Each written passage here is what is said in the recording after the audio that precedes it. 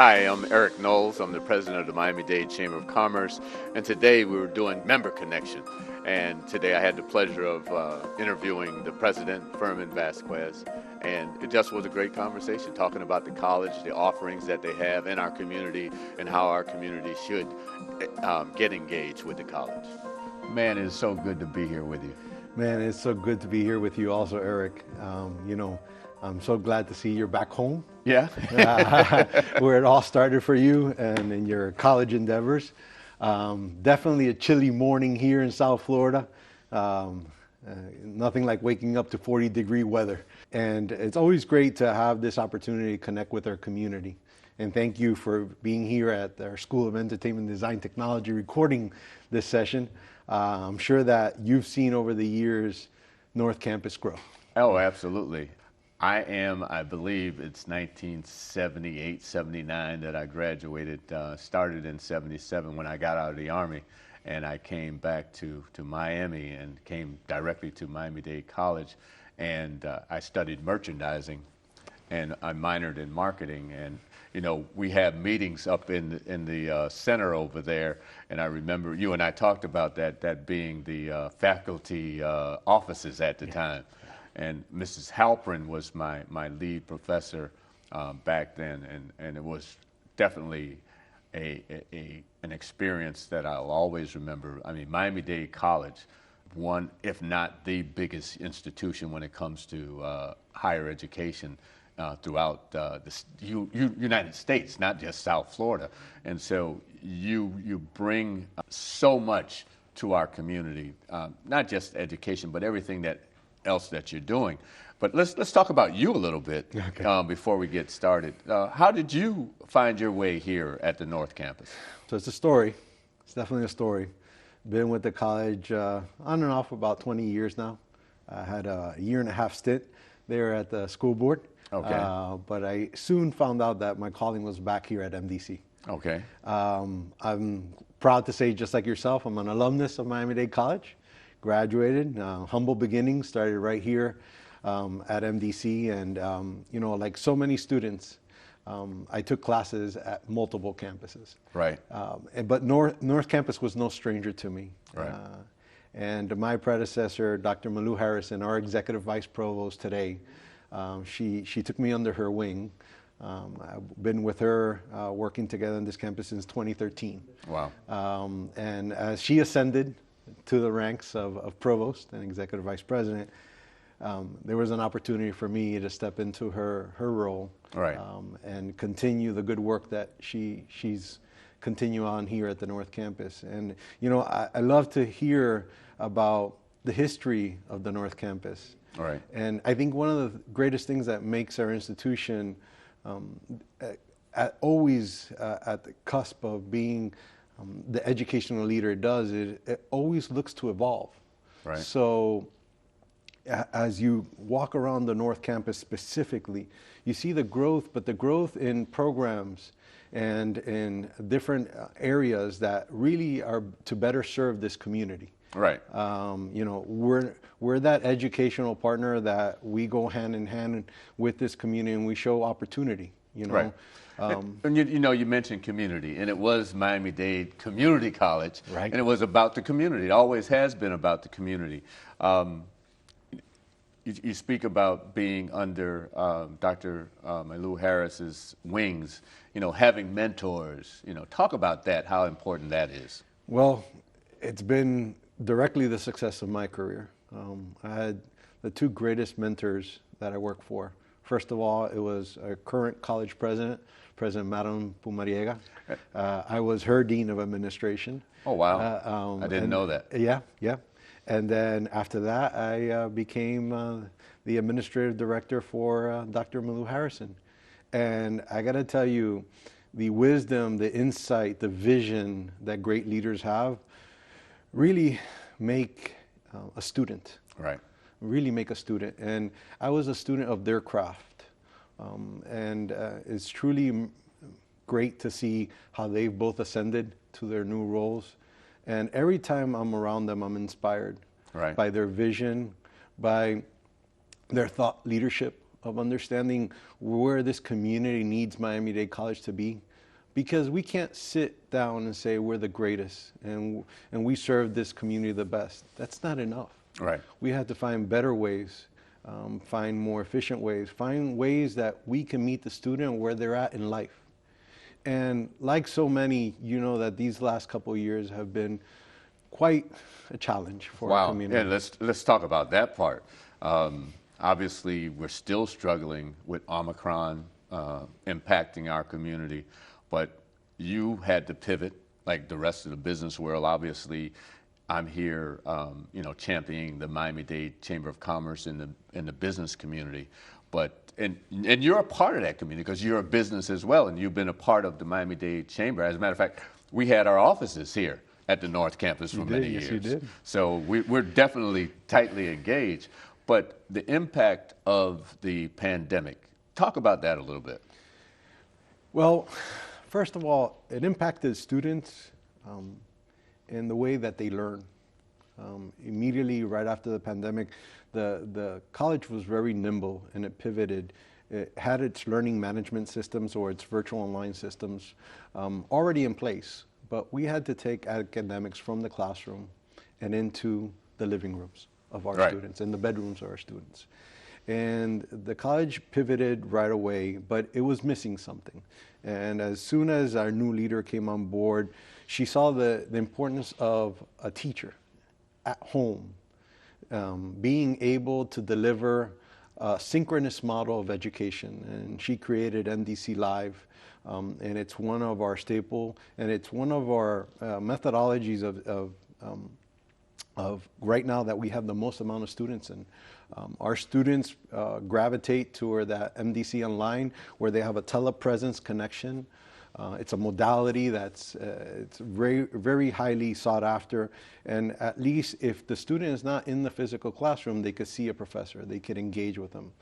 But in addition to academically and as a business, how we pivoted to make sure that we meet students where they're at right now, we also saw that we needed to find a way to continue serving our community. And you know, Eric, the North Campus has always been that one staple institution that the North Dade area really is counted for. Absolutely. If it's a hurricane, if it's a national emergency or some type of emergency, if it's a distribution of water, if it's a distribution of financial assistance, if it's a hurricane recovery with FP&L being as a deployment site, the North Campus has always been there. And you know, very early on, right after the vaccine came out, which really is the trajectory and the hope of part of our recovery, you know, the North Campus said, you know what, this is going to be one of your sites. That's right. To the south, you pretty much have taken over the parking lot down there, and if anyone needs to be tested, please go down, come over to the North Campus, and they have numerous functioning lines over there, so make your way to Miami-Dade North. Speaking about the community again, I was just thinking, I was at an event several months ago with, and I'm trying, Newton Sannon and his organization. And we're doing this along with Rick Beasley with Career Source South Florida. There is this model that you're bringing, and you're doing it with them in terms of learning automotive training. Obviously, we know that the industry of automotive technicians has changed. Right. You know, the day of the EV vehicle being the future is no more. The EV vehicle is here. And we have, like the college has always been, like Miami Dade has always been, it's been a partner with its workforce and said, you know, where your needs are. So, you know, we're working, we opened up the Tesla site at West. I know that was an opening a few years ago, and now we're opening up additional partnerships with automotive agencies, because as the whole program and the whole industry changes in the car industry, in the vehicle industry, changes to EV vehicles, it needs to find itself with trained mechanics. Right. that could really work on these cars. Right. You know, the day and age that someone could just get under the hood and work on the transmission and the motor isn't enough anymore. Right. You have to have the technical skills to understand, you know, what is the car telling you? What's the computer in the car telling you? What's the intelligence behind the vehicle? What sensor isn't operating correctly? And one thing about those sensors, I learned, I guess about a year ago, and you talk about the fact that, you know, it's not going up under the hood and, you know, looking at it. The fact that when your car now, because of all of the engineering and the computers and the cameras, when you take your car in, say you were in an accident and your right fender got, you know, banged in, you just can't take it in and get it pulled out, because now you got to re-register, recalibrate the cameras. But the thing with that, now you talk about a mechanic shop, auto mechanic shop, you have to have the space to put that car in that space so that you can calibrate the cameras. So it's not just a room that's 10 by 8. It has to be a room, I'm not sure of the size, but it has to be like a 20 by 20 room so that the cameras can calibrate around that, that car. And then obviously there's technology and software behind it, understanding where the vehicle is and creating that representation of the space it needs to be in, right, so it's ready for the road. Because if not, that driver is going to get all these alerts and all these messages popping up, and you're like, what's wrong with this car? You know? When our air is low, you know, the tire light comes on. So like that, we meet the community, and you say, you know, we need to train our community to be ready to service these vehicles. Because, you know, year one, the car comes out of the dealership, it's still under warranty. Right. What happens on year 4? Exactly. Right? But the thing about what we're talking about now, it's not just getting the training, but then opening your own business to service those vehicles. 4 years, 5 years, like you said, after the warranty is up, and you've had that car for 6 or 8 years. So there's an opportunity to start a business where there was not an opportunity before. There'd definitely be an opportunity. And I could see, you know, I remember so many, I could remember back at a friend now, he used to work for the old time Miami Chrysler dealership.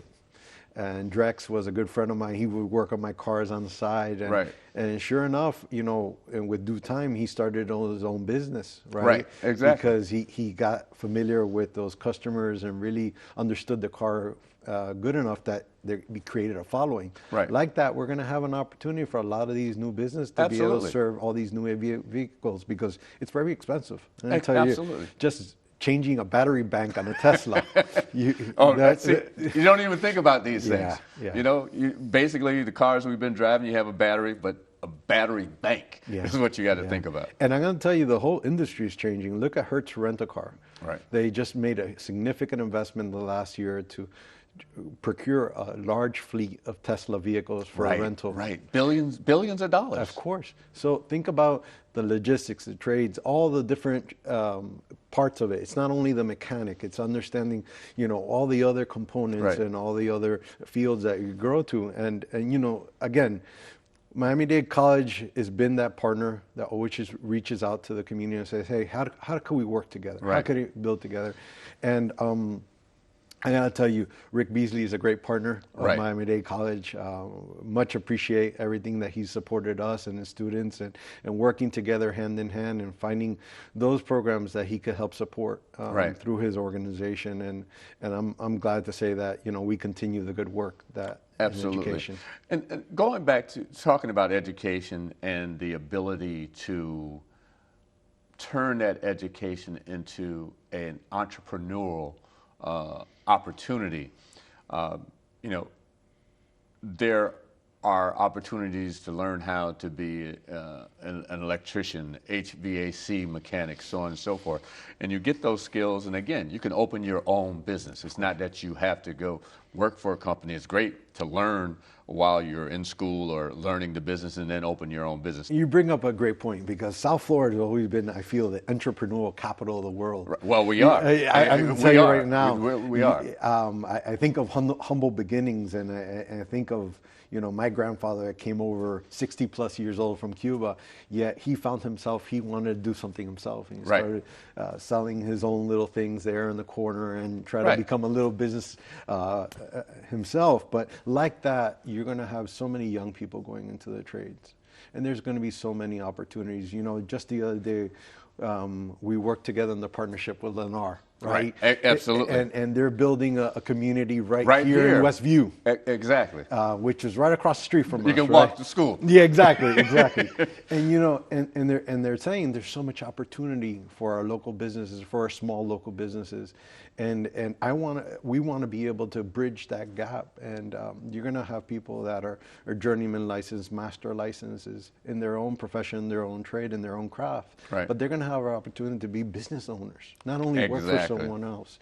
So, Miami Dade College, we offer our entrepreneurial program. Wow, you must have been reading my mind, because that's exactly where I was getting ready to go. And we have, at the Meek Center, right in the heart of Liberty City, we have our Entrepreneurial Center. And really, it's really a certificate program and a college career certificate program that gets those people who are thinking about starting up their own business ready and certified in a very quick period of time. The Meek Center gets served right out of the North Campus. Absolutely. And we work hand in hand. And I opened the door because I think that's a great place to start, especially as a small local business contractor. They probably think, what's college like for me? Right? Where you're going, I'm going to take it, and we're going to twist where you're going. Okay. Like you said, you have a businessman or woman, and like I said, what is college? What am I going to get? What am I going to learn? And where I'm going now is you get a lot of folks who had aspirational thoughts, or they had skills that they didn't use. They may have worked for somebody for 20, 25 years. So now you have this retiring community. And a lot of folks are retiring in their 50s because they've been at a job 30 years, started when they were 20, and now they're 50, and they've been there for 30 years, but they still got this drive, and they want to live, and they want to start a business. So talk about that experience for those seasoned individuals who want to get back out, but learn a skill to take their gift further.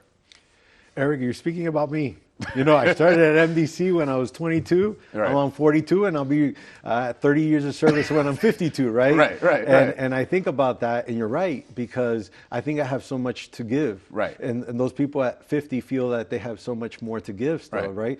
They're probably at the cusp of the knowledge. Absolutely. And what they would find themselves is finding the necessary skill set to understand the business end of it, to understanding, what are the right decisions and what are the economics of how you open your business and how do you grow it to scale, with understanding what are the different partners in the organization and understanding what the basic business knowledge is that you would need to be successful in operating and now in this business environment. Because the trade and the craft, they're masters in. Right, exactly. Right? They know. They've been doing it for 30 years. They've been doing it for 30 years. That electrician knows how to hardwire that house, knows how to rewire that house. That roofer knows how to do that roof. That AC mechanic knows how to fix that AC. They know it inside and out. What they need help on is the business side of it. What I call the back of the house. Yes. And even people, and I'm switching up on you again, even people who have been in business, for whatever reason, they're great at what it is that they do. They may be a chef. They may be a seamstress. They may be an auto mechanic. But now, and even then, a lot of people, and I'm jumping all over the place because my mind is, going back to the pandemic and, the PPP, accessing PPP and the EIDL. A lot of people weren't able to do that because they didn't have the back of their house together, what you're talking about. Yeah. So talk about that a little bit. And that's what a structured program does, right? It brings you a sound mindset, how to create a business model and how to be able to create the necessary reporting and how to really create a pro forma for your business so that when you go in for those government loans or you go in for that government support and they're asking you for all that backup documentation, this is just something you've been building every single day as part of your business. Absolutely. Think about the next level is as they're bringing in hopefully potential partners. That brings transparency to their business. There are a lot of philanthropists out there, a lot of venture capitalists out there that are looking to invest in the communities that they're in. And small local businesses is one of those areas because they want to see that community grow. Absolutely. You think about the big contractors in our area, you have the related groups of the world, right? Absolutely. And they're looking to go into business with a minority contractor that has their house in order. Right. Right? Yeah, you can't. No, I appreciate that, what you're saying, because a lot of our small businesses, they get disenamored about the opportunities. And we as a chamber, we're knocking on doors to open doors, but if you're not ready, they're not going to do business with you. Exactly.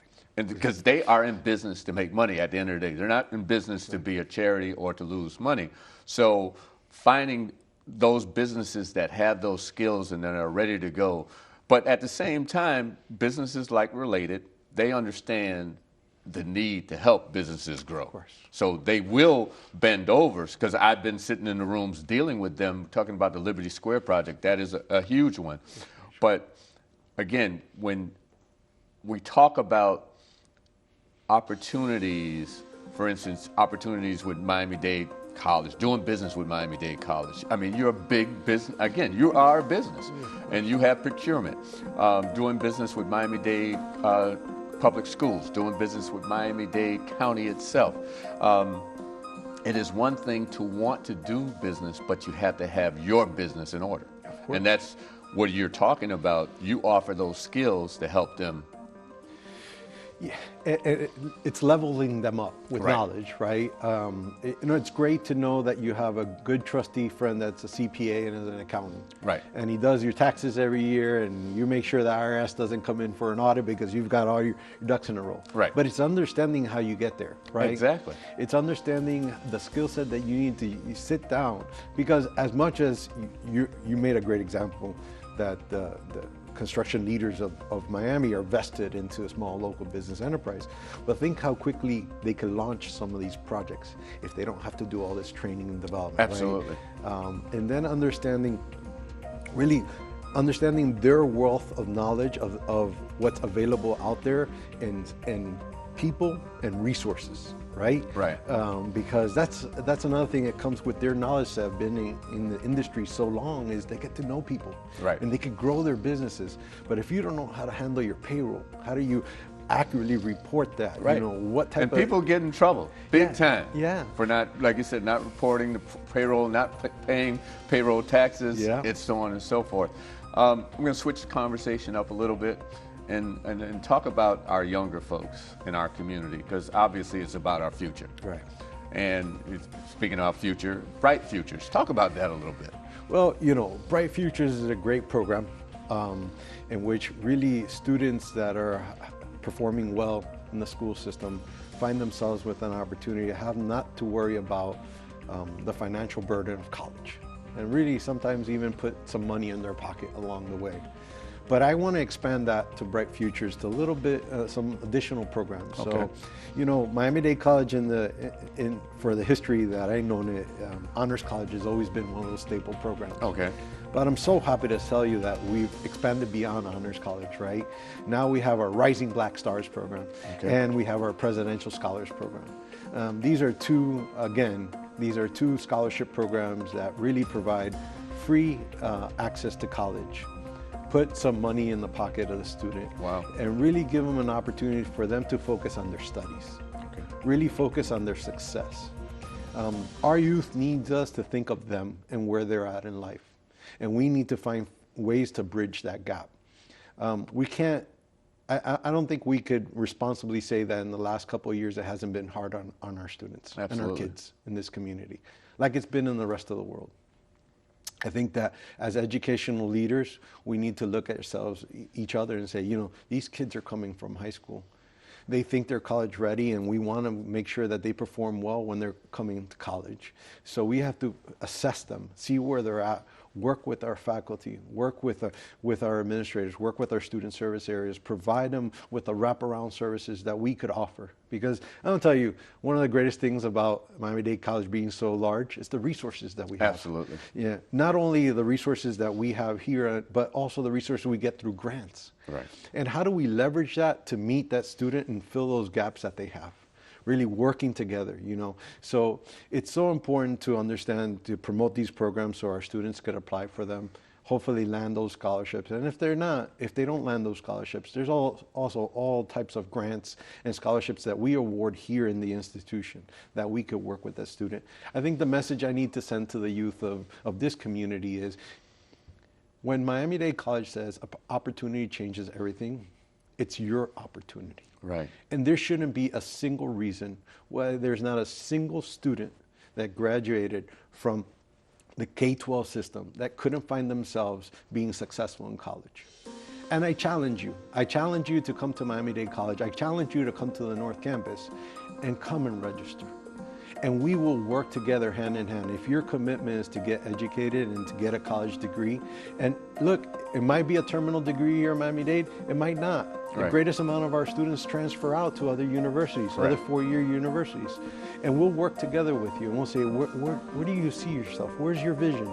You know, what's the next step for you? And we'll work from you from the beginning so you see yourself in that next step. Right. And we work hand in hand.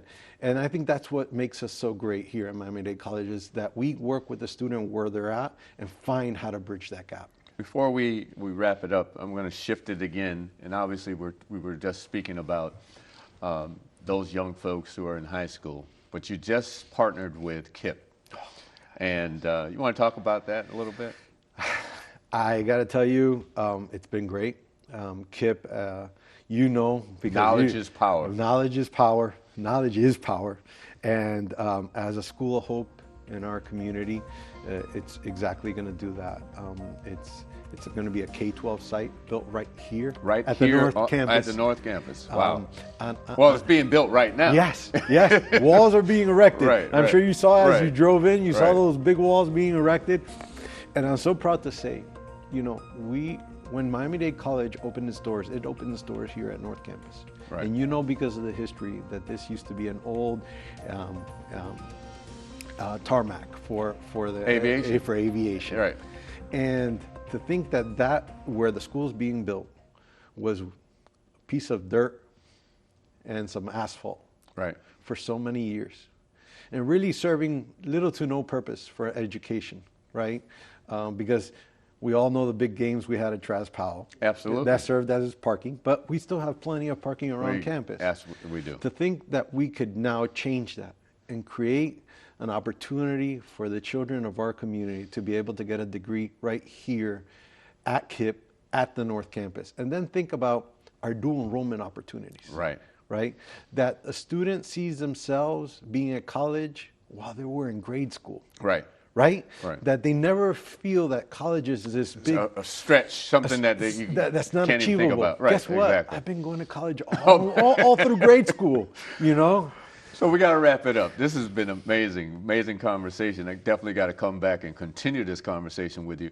But if someone wants to know more about Miami-Dade College, how to enroll in the North Campus, the downtown campus, the South Campus, the Liberty City, the Carrie Meeks Center, how can they get in touch with you? Well, I tell to the whole community, visit www.mdc.edu. There are many links there to different opportunities, different programs. If all fails, you could always just call the main line. Right. And 305-237-1000. And really, you could get information. We'll channel you to the different departments to be able to provide you support. But this day, you know, just look us up on the MDC.edu website, and I'm sure we'll be able to help you virtually. Right. And if not, just over the phone, just give us a call. All right. And if you want to know more about the Miami-Dade Chamber of Commerce, you can contact us at www.m-dcc, or you can call the Chamber at 305-751-8648. Thank you for joining us. Mr. President, thank you so much. Well, Eric, it was a true pleasure to having you. And I want to say before we wrap up the show, I want to invite you for this to be your new home for your show. So think about future productions. Wow. I want you to think that MDC is part of the Miami Dade Chamber's home, and I'm glad to see that we could continue hopefully working together in future productions. Thank you so much. I look forward to working with you, working with your team. Thank you so much. All right.